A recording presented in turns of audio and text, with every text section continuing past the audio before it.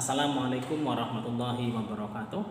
Anak-anakku kelas 10, kelas 11 dan kelas 12, siswa-siswi SMK Kesatrian Purwokerto yang semoga senantiasa dalam kondisi sehat meskipun di tengah pandemi COVID-19 ini.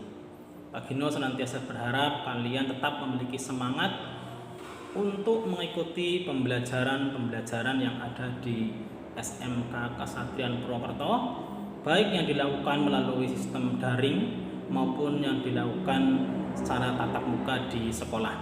Bapak Ibu guru wali murid yang saya hormati pula, saya berharap Bapak Ibu wali murid semuanya tidak bosan-bosannya mendampingi anak-anak di rumah, senantiasa memotivasi anak-anak untuk senantiasa bersemangat di dalam mengikuti pembelajaran.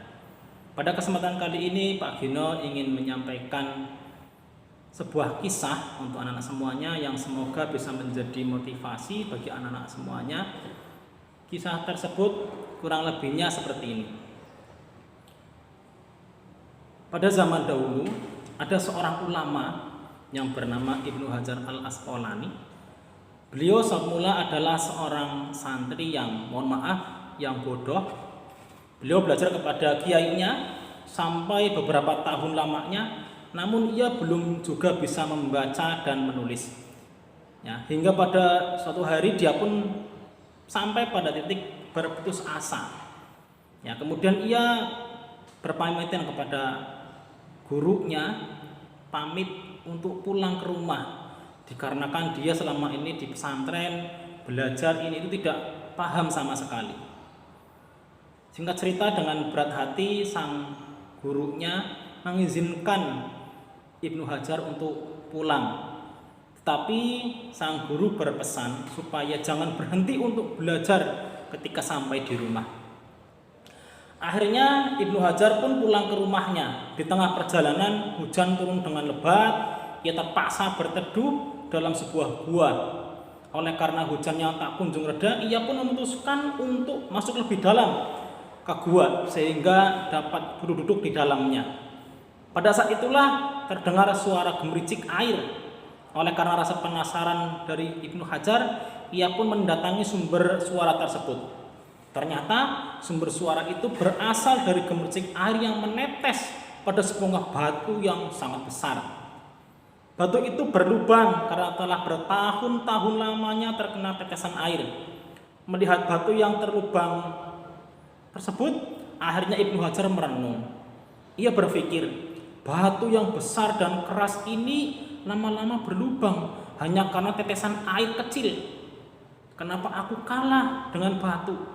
Padahal akal dan pikiranku tidak sekeras batu ini. Berarti aku kurang lama dan kurang serius mungkin ketika saya belajar di pesantren. Setelah berpikiran tersebut, akhirnya Ibnu Hajar tidak jadi pulang. Ia memutuskan untuk kembali ke pondoknya. Semangat belajarnya kembali tumbuh. Kemudian ia kembali ke pesantrennya, menemui gurunya, dan dia berjanji akan belajar dengan sungguh-sungguh, akan belajar lebih lama lagi di pesantren, akan belajar dengan penuh semangat, akan belajar dengan penuh keseriusan, dan tidak akan mengenal kata putus asa. Ya. Usaha tersebut akhirnya dituai oleh Ibnu Hajar tanpa ada sia-sia. Sehingga yang kita kenal Ibnu Hajar al-Asqalani ini menjadi seorang ulama besar. Bahkan dapat mengarang beberapa kitab. Di antara kitabnya yang terkenal dari Ibnu Hajar ialah kitab Fathul Bari, yakni sebuah kitab hadis yang merupakan syarah dari kitab Sahih Bukhari. Di antaranya lagi adalah kitab yang berjudul Bulughul Maram dalam ilmu hadis juga. Dengan kitab Fathul Bari yang begitu tebalnya, kalau anak-anak semuanya tahu, kalau teman-teman semuanya tahu, kalau semua sahabat tahu, kitab Fathul Bari ini sangat luas, sangat tebal. Sehingga pada suatu ketika, pada saat ini kita mengenalnya Ibnu Hajar al-Asqalani dengan sebutan Al-Hafidz, yakni orang yang memiliki banyak sekali hafalan hadisnya. Dari kisah Ibnu Hajar al-Asqalani ini, Pak Gino berharap Anak-anak semuanya bisa mewarisi, bisa menteladani apa yang dilakukan oleh Ibnu Hajar Al-Asqalani. Pak Gino paham, mungkin di tengah pandemi seperti ini anak-anak semuanya mengalami kejenuhan, mengalami kebosanan di dalam pembelajaran. Tetapi kejenuhan, hambatan-hambatan yang anak-anak hadapi selama pembelajaran baik di rumah maupun di sekolahan itu harus segera ditemukan apa yang menjadi faktor penyebabnya.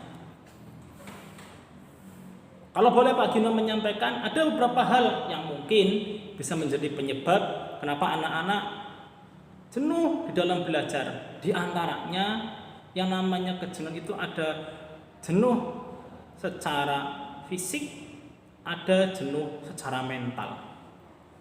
Kejenuhan secara fisik mungkin karena anak-anak belajar melampaui batas kemampuannya. Indra penglihatan, indra pendengar mungkin sudah lelah. Maka ketika rasa ini dirasakan oleh anak-anak semuanya, silakan beristirahat dulu, makan yang cukup. Jika kebosanan dan kejenuhan yang dihadapi karena faktor mental, memang perlu penanganan serius. Penanganan serius yang seperti apa? Di antaranya adalah melakukan istirahat yang cukup. Melakukan istirahat yang cukup. Kemudian melakukan pengubahan tata letak tempat belajar. Ini penting. Jadi rumah-rumah atau ruangan belajar ada di anak-anak semuanya disetting ulang supaya lebih nyaman di dalam belajar. Mungkin itu yang bisa Pak Gino sampaikan pada kesempatan kali ini. Sampai jumpa di video berikutnya. Semoga anak-anak semuanya senantiasa dalam kondisi sehat. Jangan lupa sholat 5 waktunya, tadarus Al-Qur'annya tetap dijaga. Sekian dari Pak Gino. Wassalamualaikum warahmatullahi wabarakatuh.